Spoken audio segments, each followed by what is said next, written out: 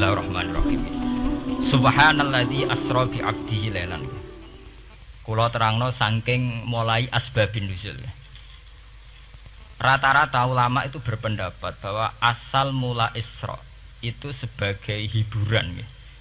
Hiburan dari Tuhan, Allah nyukani pelipur larang niku saat Nabi ngalami dua kesusahan.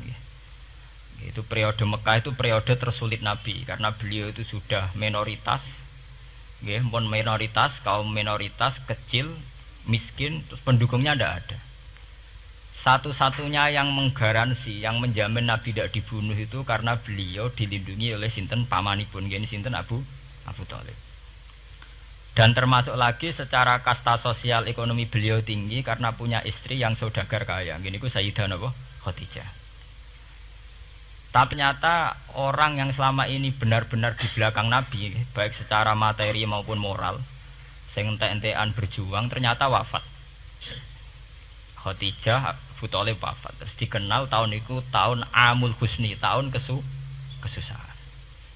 Sudah gitu niki sing termasuk ilmiah. Sudah gitu secara ilmiah psikologis kejiwaan Nabi terguncang.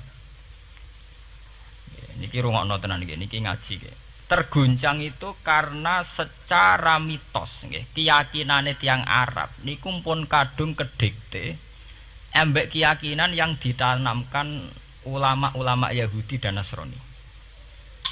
Kalau baleni malih kafir Mekah itu orang-orang bodoh, orang-orang nggak terpelajar. Mereka itu punya satu mitos, satu keyakinan yang ditanamkan oleh tokoh-tokoh intelektual Yahudi maupun Nasrani.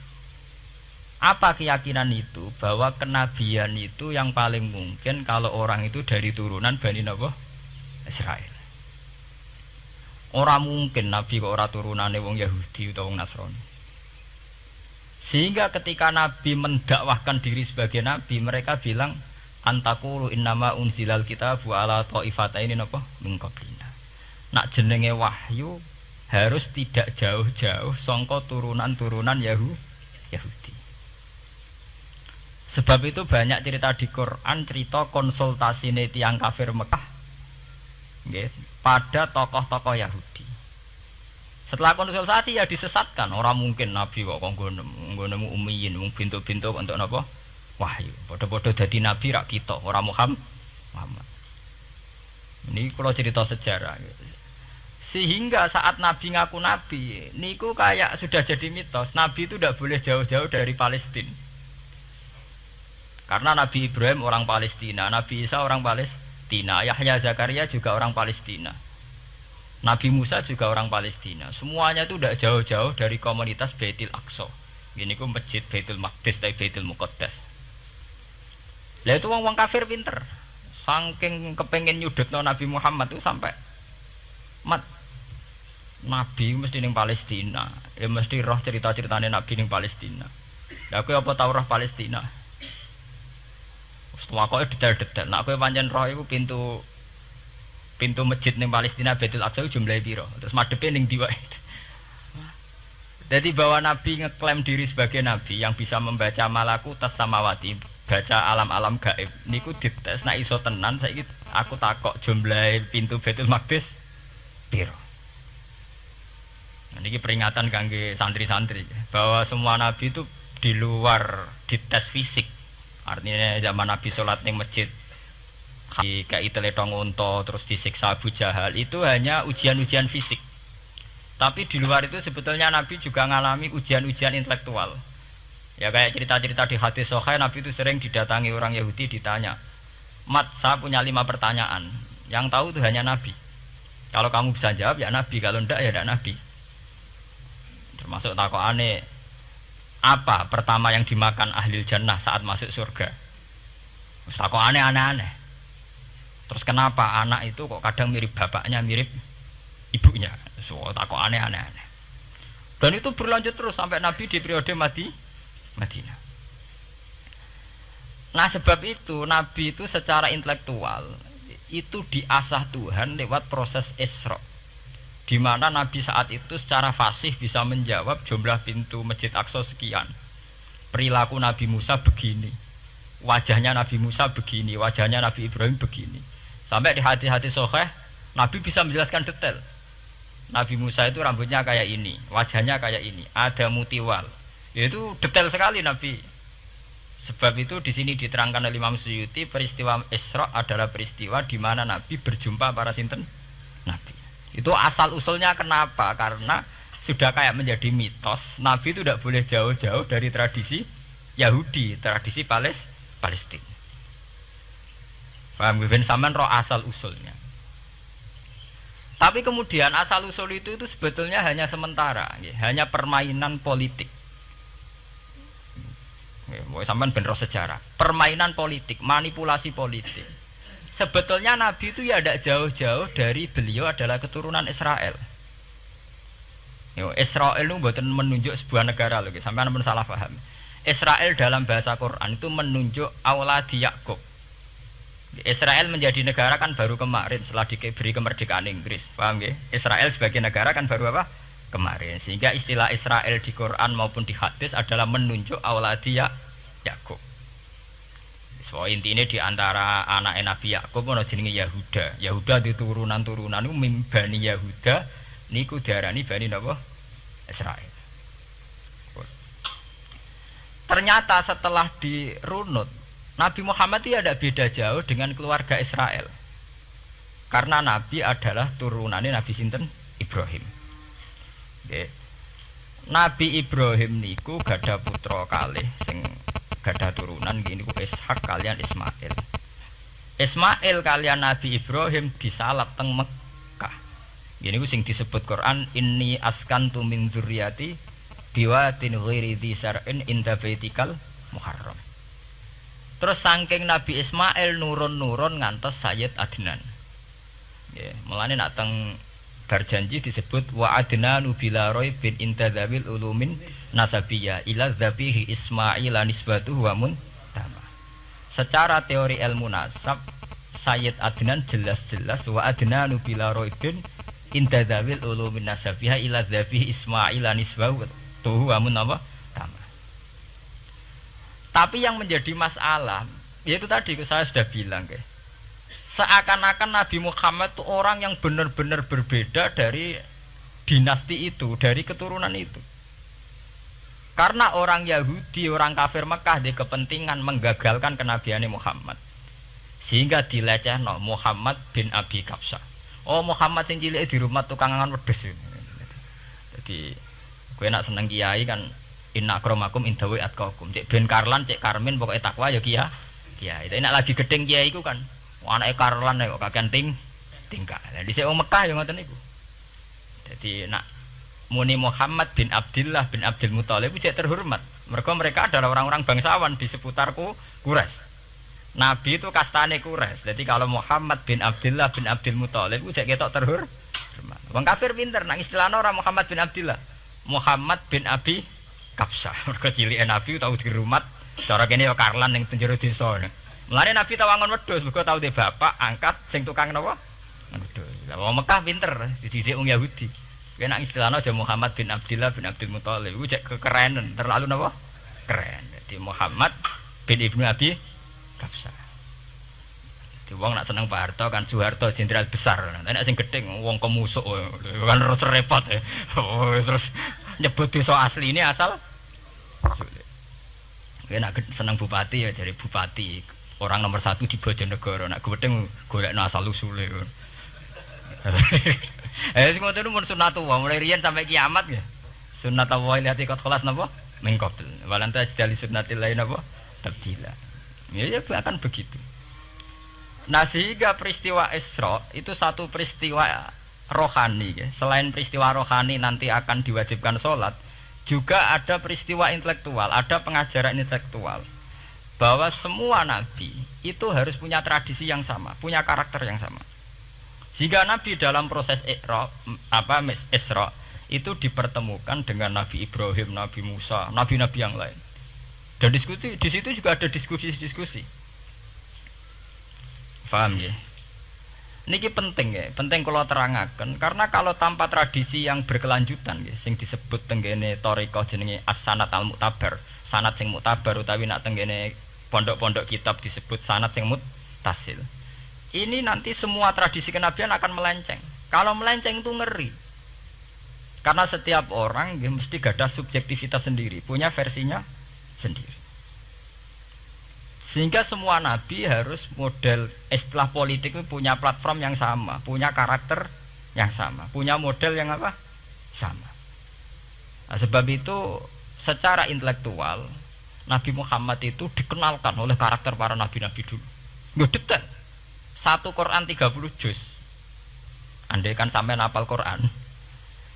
Sampai ngurunut sejarahnya coba. Kita ini kan kadung dibentuk. Artinya kita ini ya alhamdulillah sudah kadung kebentuk, tahu sejarah para nabi. Tapi asal usulnya kita tahu lewat kitab yang namanya Al-Qur'an.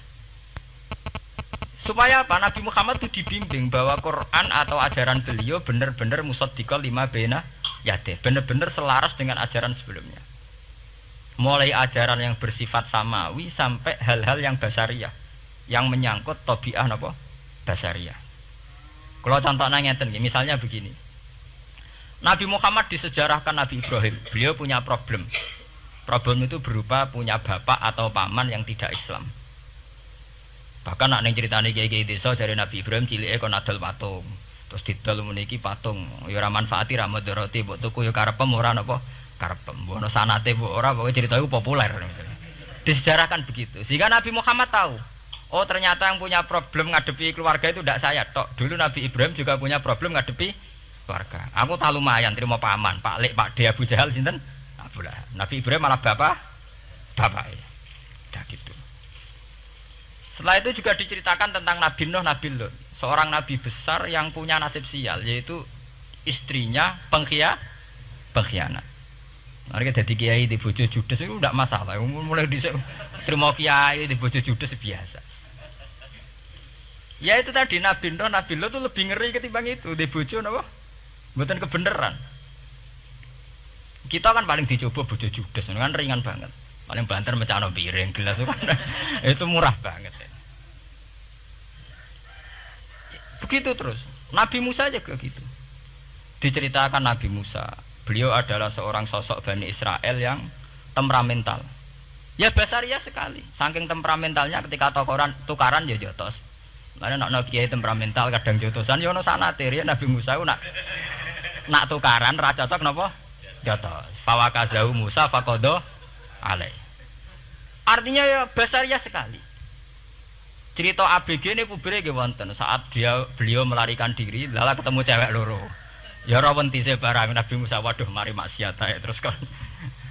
Wadek aja mlaku ning ngarepku. Nah kena angin aku roh sikile mari nafsu. Aku nabi kok nafsu barang kan ra pantes. Nah ngono ke mlaku guriku. Ya basariah sekali itu sampai detail.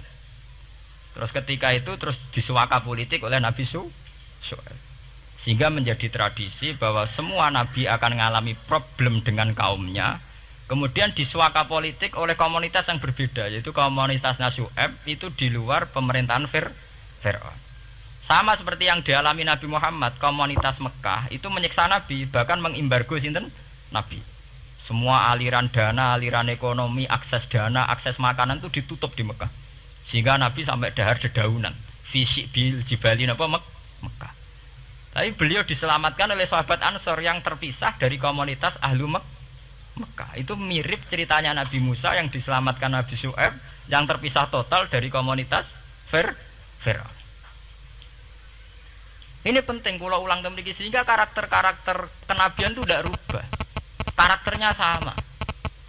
Sehingga setelah kita mengenali karakter para nabi, kita mudah sekali mengenali nabi palsu. Paham ya? Mulane kalau nabi palsu paling seneng musodek, ketara palsune. Lah sing repot sing ora ketara, mergo jenenge Ahmad. Ahmad Muhammad tak mirip. Mulane nek kowe ndek jeneng supaya ora ngaku nabi jenengno Kartolo. Mergo nek Ahmad bin Gulam rak jenenge Ahmad. Ana terkenal nabi nek ora jenenge Muhammad utawa napa? Ahmad. Mulane Ahmad bin Gulam pas ngaku nabi pengaruhe gedhe mergo mirip. Mulane kula wingi takoki mahasiswa Jogja, Gus. Cara jenengan jeneng Jawa mbek Arab apa iki? Nak trene akeh nabi palsu apik Jawa lah Kartolo.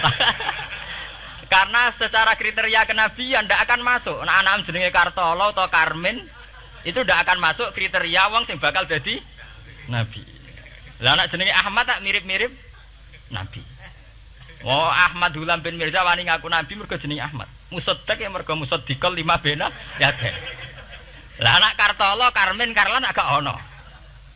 Mulane saiki sing jenenge Jawa kudu syukur. Akan terbebas dari mengaku napa? Nabi. Lho syukur kan gak akan salah. Di barokah sampean jeneng Jawa, orang-orang ngaku napa? Nabi. Selamat. Kudu syukur. Paham ya? Ndak apa-apa, itu harus dinikmati. Ya itu tadi, karena Nabi itu punya karakter yang sama, punya tradisi yang sama, yang mirip-mirip. Itu kenapa Quran berkali-kali menceritakan sisi-sisi kenabian Nabi di luar Nabi Muhammad. Karena biar karakter Nabi Muhammad terbentuk, terbentuk dengan karakter Nabi sebelumnya. Tidak melenceng. Kemudian itu ditiru oleh ulama kita. Kita punya guru punya guru lagi, punya tradisi yang sama. Nak mulang kudu istiqomah, santri loro lah kudu diulang. Nak sedadi kiai aja mripat ijo nak roh dhuwit. Wis pokoke dilatih. Nah, tapi dari kiai saiki orang mripat ijo, mripat abang. Mergo dhuwit saiki abang. Dhisik dhuwit paling gedhe rak 50.000 iku rak ijo. Lah saiki 100.000 abang. Dadi saiki nak nasihati nak roh dhuwit aja mripate abang. Mergo ijo wis gak akeh saiki. Paham napa? Kena akal-akalan ngoten jan repot. Tugare kula di santri dablek, nek di bojo aja moro tangan. Kula mboten moro tangan, kula saduk, moro sikil. Kena anekdot ngono rusak. Adu-adu ning bojone. Bojone loro, bareng bojone nguwap. Kowe jare rabi Pak ning njaba, bojom jare loro fitnah, Dik. Sing bener telu. Ayo kan repot. Ketemu cangkem elek rusak kabeh. Fitnah udah nak loro. Sing bener apa? Telu. Lah sakniki mun politik ngoten enggak, saya sebagai pejabat tidak pernah mengkorupsi 1 sen pun uang rakyat. Wong edan tapi korupsi ya sak sen. Wong ra waras tapi korupsi napa? Sak sen. Ngono miliaran tok. Korupsi napa? Sak sen. Ya mesti ae. Geneman. Ayo, jadi zaman akhir itu kayak zaman dhisik, kayak Abu Nawas kabeh. Jadi apa-apa niku mun mboten karu-karuan. Mun ya. Wah itu permainan kata begitu niki kula penting kula terangaken nggih. Saya sebagai ahlul Quran, orang yang banyak baca Quran nggih. Itu kita akan tahu betul betapa parahnya nggih atau akibat negatifnya dari permainan kata itu. Dan itu dilegalkan Quran, disahkan Quran dalam beberapa ayat. Yaqulu apa yuriduna ayutfi'u nurallahi bi afwahihim. Orang-orang Yahudi, Nasrani, kafir Mekah itu ingin sekali membunuh Islam lewat permainan kata bi afwahihim. Yaitu tadi misalnya kalau Muhammad bin Abdullah bin Abdul Muthalib itu kelihatan keren karena masih Bani Quraisy. Tapi kalau diistilahkan Muhammad bin Abi Kabsah, wah Muhammad sing anake Karlan iku ora ummiyin. Balik dadi wong alim terus diistilahno bapakmu sing cilike iku angon wedhus. Terus repot terus ajur kah? Kabeh. Itu biafahim. Efektivitas biafahim itu sampai tenggene Tarikhus Suyuti wonten keterangan wa min dzalika irtadda jam'un minas sahabah. Dari permainan kata yang ditanamkan orang Yahudi itu sampai banyak sahabat yang murtad. Istilahnya itu jam'un minas sahabah. Meskipun setelah murtad itu ya divonis tidak sahabat. Misalnya menyangkut nasa mansuh. Orang Yahudi pinter, du'afaul muslimin, orang-orang muslim yang imannya masih lemah. Delok le nabimu, wong kok pelin-pelane ngono. Dhisik Ka'bah madhep Baitul Maqdis. Iku bener iku mergo kiblate Nabi Musa. Nabi-nabi dhisik kiblate Baitul Maqdis. Nah saiki gara-gara dekne kangen keluargane manjen dekne cah Mekah, saiki kangen Mekah. Terus kon manggon omahe buyut-buyute. Dadi saiki kiblat diadepno omahe buyut-buyute. Kangen-kangene dhewe dienggo urusan kiblat. Jadi pas Nabi itu masih di Medina. 16 bulan Nabi salate madhep Baitul Maqdis. Suatu saat tok wahyu falan walliyana kiblatan tarduha. Fawalli wajhaka satral Masjidil Haram. Sakniki kan madhep teng Mekah. Sajane iki normal saja. Artinya normal ya normal. Tapi orang Yahudi memanipulasi bahwa itu fakta bahwa Muhammad itu memimpin agama dengan cara tradisinya sendiri. Mergo dekne kangen keluargane ra iso muleh. Terus salat madhep daerahe dhewe. Nggo pelipur lar. Ya jare sahabat sing duwe hafal muslimin diangen-angen ya iya. Dan ini kula peringatan tentang santri-santri ya. Sebab itu kalau sampean jadi kiai itu santri harus punya wawasan intelektual yang luas. Semenjak itu Quran mewahyukan secara nalar sejarah. Ya niku sing disebut ayat inna awwala baiti wudi'a lin-nasi lalladzi bi Bakkata mubaraka wa hudal lil alamin fihi ayatum bayyinatum maqamun apa Ibrahim. Akhirnya Nabi Muhammad nantang ning tokoh-tokoh Yahudi. Apa salahnya saya punya dua kiblat? Baitul Maqdis adalah kiblatul anbiya karena dulu Nabi Musa di situ, Nabi Isa di situ. Sekarang saya menghadap ke kiblat yang lain karena itu kiblatul Ibrahim dan dia lebih senior. Lebih apa? Senior. Sebelum ada Baitul Maqdis itu sudah ada Mekah. Mekah lebih senior, lebih tua. Terus disebut fihi ayatum bayyinatum maqamun apa? Ibrahim. Nabi Musa, Isa adalah periode setelah Ibrahim. Sebab itu akhirnya semenjak perdebatan itu orang Islam bangga. Makanya sampean kalau ngaji hadis-hadis sahabat itu bangga. Ana mimman shalla al qiblaten, nggih. Ana mimman shalla ilal qiblaten. Aku termasuk sahabat yang menangi dua kiblat. Mergo zaman madhep Baitul Maqdis ya kiblatul anbiya, madhep Mekah nggih kiblatul anbiya. Artinya apa? Perdebatan ini dimenangkan oleh Nabi Muhammad bukan karena mitos atau kultus atau taklid buta, tapi memang secara sejarah kiblat tertua adalah Mekah. Ini disebut inna awwala baiti wudi'a lin-nasi lalladzi napa bi Bakkata mubaraka wa hudalil alamin fihi ayatum bayyinatum maqamun apa Ibrahim. Artinya Quran tidak pakai teori mitos. Pokoknya Nabi ini saiki aku ya terserah aku, itu tidak begitu. Paham ya? Tapi diterangkan secara kesejarahan bahwa asal usul Mekah jadi kiblat itu rasional sekali. Bukan karena Nabi orang Mekah mboten, memang dulu-dulunya Nabi Ibrahim berkiblat di situ. Jika Quran jawab inna awwala baiti wudi'a lin-nasi lalladzi bi Bakkata mubaraka wa hudal lil alamin. Terus kula bolak-balik masalah Isra ya. Niku masalah-masalah yang selain pelipul rarar itu ada petualangan intelektual, petualangan ilmiah, di mana Nabi Muhammad diperkenalkan oleh Allah, ya, diperkenalkan watak para nabi, pilihan hidup para nabi, bahkan tradisi-tradisi para nabi. Sehingga mangke teng hadis sahih wonten keterangan saat Nabi nyancang atau menambatkan khimar atau buruk itu ya di batu yang dulu dipakai para nabi untuk nyancang nopo khimar. Jadi tradisi itu dimulai dari barang-barang sepele. Carane nyancang buruk nabi mirip sama dengan nabi-nabi yang apa dulu. Terus memulainya Mi'raj juga sama dengan nabi-nabi dulu. Bon niku sing secara ilmiah tarikhiyah. Sakniki sing menyangkut akidah firqah fil Islam.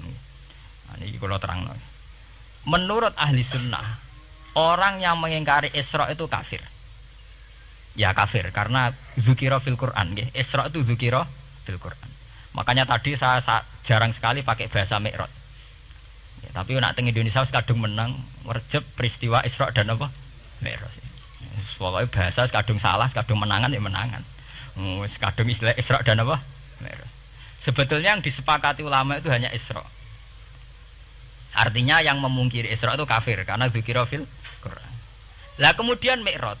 Mi'raj menurut keyakinan Ahlussunnah itu terjadi.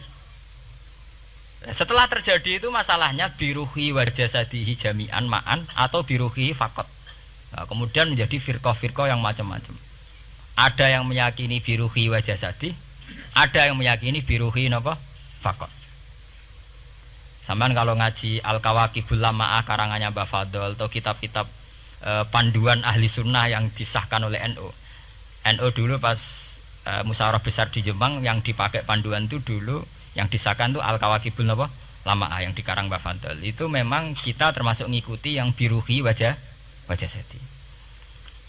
Tapi sebetulnya dalam kelompok yang biruhi fakot itu ada orang keren di dalam dunia ilmiah. Ini termasuk Aisyah meyakini biruhi napa? Fakot. Ya, tapi itu sudah masalah-masalah kemudian berkembang menjadi di luar masalah firqah terus menjadi masalah said, masalah pengetahuan. Kalau masalah pengetahuan tentu kita ini terus masalah kan artinya masalah itu. Kalau iman diukur dengan akal ya kadang tidak sambung. Wah itu mokal, orang dengan kecepatan sekian pasti hancur.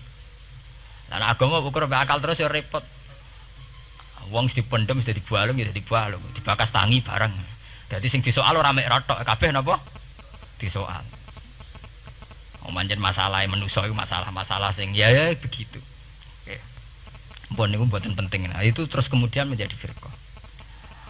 Terus kemudian ada hadis-hadis yang menerangkan proses Nabi dialek dengan para nabi.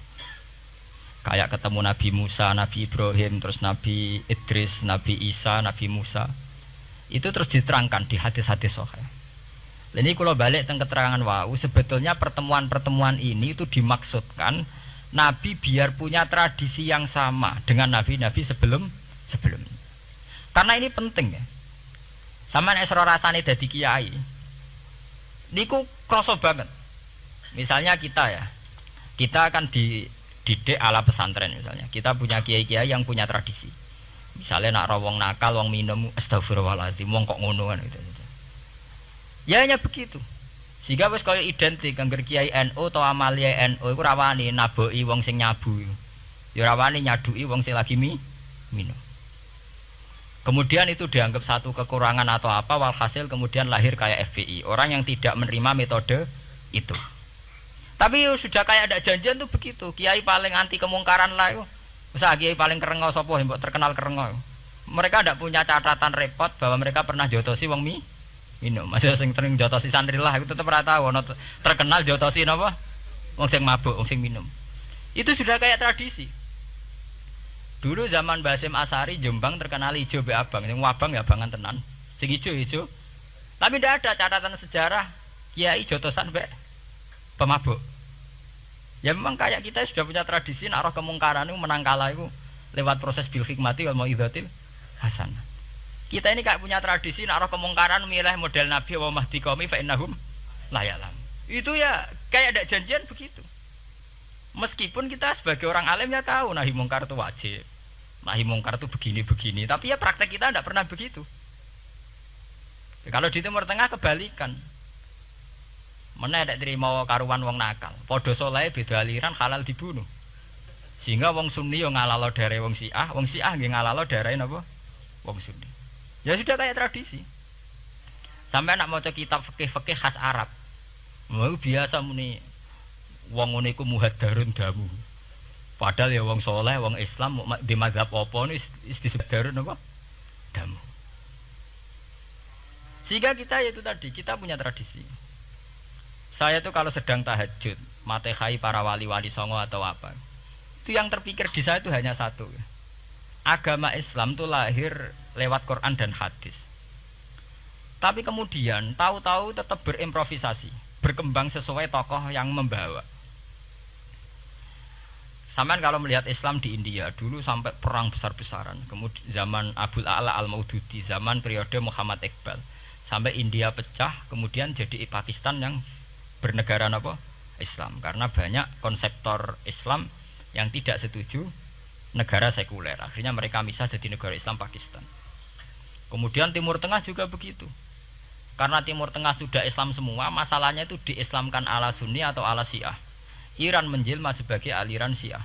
Yang Sunni dianggap sesat, halal darah. Irak zaman Saddam Hussein pemerintahan Sunni. Sing Syiah dibantai sehingga wong Kurdi do mati. Era Saddam keok gentenan Saddam sing dibantai. Makanya kalau saya ngaji di Jogja, seminar di Jogja bilang, kita ini harus bersyukur. Kita ini punya tradisi konflik yang terbaik di dunia. Enggak, kita ini punya tradisi konflik yang terbaik di dunia. Sampai nak Isra Ikhwanil Muslimin teng Mesir, Badan Intelijen Nasional atau Badan Stabilitas Nasional, Bakor Setanas itu harus terima kasih sama tradisi tokoh-tokoh Islam di Indonesia. Lepas dari kita setuju tidak setuju itu terserah, tapi kita punya tradisi konflik yang paling baik di dunia. Kurang bencinya Gus Dur sama FPI atau FPI sama Gus Dur, paling mereka ya adu statement di depan wartawan. Itu bagus sekali. Cara nang Arab wis tembak-tembakan. Kita punya sejarah. Secara pesantren saya itu punya sejarah panjang. Zaman Mbah Imam beda dengan Mbah Zubair, zaman Kiai Memun beda dengan Kiai yang lain. Paling adu statement saat ada tamu itu paling bagus. Kita punya tradisi konflik paling bagus di dunia. Kayak apa mangkalnya orang NU saat Gus Dur diimpis, dipecat. Tapi habis itu ya sering seminar ketemu Amin Rais. Ya mereka adu polemik, ini tidak konstitusional, ini apa. Gus Dur nggak jurus dekret. Sing sitok nggak jurus sidang mewah, nah, kurang serem sidang istimewa dilawan sidang luar biasa. Pokoknya agak istilah sing serem-serem. Tapi tidak saling bunuh loh, sampean harus syukur loh. Selama ini orang awam sering bilang, loh kiai kok tukaran. Sampean bandingkan di Timur Tengah, jenenge tukaran mesti tahdirudam. Para polisi, para badan intelijen, para yang menjaga stabilitas negara ini harus terima kasih sama tradisi tokoh-tokoh Indonesia. Yang namanya di Mesir, di Irak, di mana-mana jenenge tukaran mesti melibatkan pertumpahan darah. Saat Arab Saudi jadi Wahabi itu besar-besaran itu. Pembunuhan apa pengusiran orang-orang Sunni. Tapi di Indonesia enggak. Desi anarkis. Paling itu tadi adu polemik. MLB dilawan MLB itu masih keren sekali, tidak apa-apa. Itu lebih baik ketimbang adu jotos atau adu hizib lah. Itu masih bagus. Nenda ini sampean biar paham, biar syukur jadi bangsa Indonesia. Kita punya tradisi konflik yang baik. Sampean nek setelah peristiwa teng Irak, teng Sudan, teng Khartoum, teng Darfur, itu kan orang Islam semua. Gara-gara beda mazhab saling bunuh. Di Mesir ya gitu, Ikhwanul Muslimin dengan pemerintah dan sebagainya. Hatta saya sebesar Sayyid Qutb, sing tokoh populer mohon gak budute mboten jelas. Di Indonesia bagus sekali. Kita menangi zaman secara sejarah, kita menangi bedanya dulu Ahmad Hasan dengan tokoh-tokoh NU. Kulo nu menangi secara sejarah sering baca. Terus zaman anyar-anyarane NU asas tunggal, bedanya Gus Dur dengan Kiai As'ad. Sak mangke bedane PKB dua versi. Mereka menyelesaikan secara beradab. Lewat pengadilan, kok pengadilan kalah lewat MA, beradab sekali. Kita harus bersyukur. Dibanding penyelesaian konflik kayak di Irak kemudian ngundang Amerika, akhirnya sekarang kacau balau. Di Timor Leste yang latihan bikin Ramos Hurta disuduk, Indonesia paling banter ngobong fotonya SBC. Ya masih terhormat lah, masih artinya masih beretika. Kita harus syukur punya bangsa yang beradab. Wong ras setuju antar kiai ya rasan-rasanan. Kiai kok ngono, sing tok kiai kok ngono. Nek sing kiai tengah-tengah ayo ana sing ngono, ana sing ngene dadi. Sing ra melok-melok biasanya terus milih amane, ya ana sing ngono ana sing ngene. Jadi artinya kita yang baik. Saya itu berkali-kali ngaji ya. Sampean kalau sering baca Quran dan menghayati, artinya orang baca Quran pelang-pelang ora karepe menghayati. Saya itu sekarang sesadar-sadarnya, saya masih belajar. Ini jamaah sini harus tahu. Saya hingga detik ini masih belajar. Entah itu lewat belajar baca Jalalain atau belajar merenung maupun belajar lewat yang lain. Quran itu dulu ya sering nyebut begitu itu saya tidak paham. Sekarang itu saya paham, tambah paham. Misalnya di juz 4 ada istilah ikhwanan. Orang mukmin disuruh ingat peristiwa-peristiwa yang dulu saling kuntum a'daan fa'allafa baina qulubikum fa'asbahtum bi ni'matihi napa ikhwanan. Dulu kamu bermusuh-musuhan yaitu antara kelompok Aus dan Khazraj. Gara-gara barokatul Islam sekarang kamu menjadi ikhwana. Menjadi bersaudara. Sampean kalau melihat TV merunut konflik di Irak, sering ada bom bunuh diri, itu kan ada asal usulnya. Memang sekarang orang menimpakan kesalahan itu pada pasukan multinasional yang dipimpin Amerika dan Inggris. Tapi sebetulnya ada usul-usulnya. Sampai Amerika bisa masuk karena orang Irak tidak ikhwanan. Tidak apa? Yaitu ada Syiah, ada Sunni, mereka saling menikam, saling bunuh. Sehingga karena ada ikhwanan ini pihak ketiga masuk, yaitu tentara multinasional. Makanya saat di Jogja ditanya, cara jenengan sebuti menyangkut Ahmadiyah, menyangkut konflik di Jakarta, saya bilang sekarang setiap orang bikin from apa forum, yaitu baik kalau niatnya baik-baik. Tapi andaikan saya ditanya Tuhan nanti, hak kowe iku kelompok apa? Pokoknya angger NU atau Muhammadiyah aja mayoritas, kamu milih salah sitok iku. Bukan karena saya oportunis milih yang besar, itu lebih baik, lebih maslahat. Karena kalau setiap orang merasa benar bikin kelompok sendiri akan menjadi kelompok banyak. Dan saat menjadi kelompok banyak, tentu konflik lebih tidak terpola. Tidak apa? Terpola. Umpama Hasim tukaran mbek Den Samsudin itu terpola. Tapi nek angger wong ngrasa ketua dhewe tidak terpola. Bagaimanapun ikhwanan harus disyukuri. Nggih, dalam kondisi berteman. Sebab itu Nabi sering ngendikan ilzamu jamaahirul muslimin wa man sadza fin. Mbok kamu itu ikut kelompok mayoritas saja. Jamaahirul muslimin cara bahasa netralnya mbok ya kamu itu ikut kelompok mayoritas saja. Karena kalau orang merasa benar kemudian bikin kelompok sendiri itu tidak ada selesainya. Lah akulah cara nuruti GR sebagai kelompok dhewe. Wong aku ya di umat, di pengaruh sing nyucup wis akeh. Tapi kalau semua orang merasa begitu kan repot nanti. Mursid di kelompok dhewe, tukang toreko di kelompok dhewe, tukang ngaji di kelompok dhewe. Model kitab pirang-pirang sesuk ana jamaah Jalalain, jamaah Muin, jamaah Fathul Wahab. Nek sing iso ngaji jamaah tahlil, jamaah istighosah. Ora ana bar itu.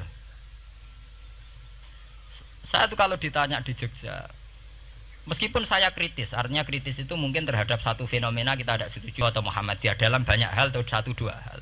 Itu tidak menjadi alasan kita untuk tidak mengikuti mainstream.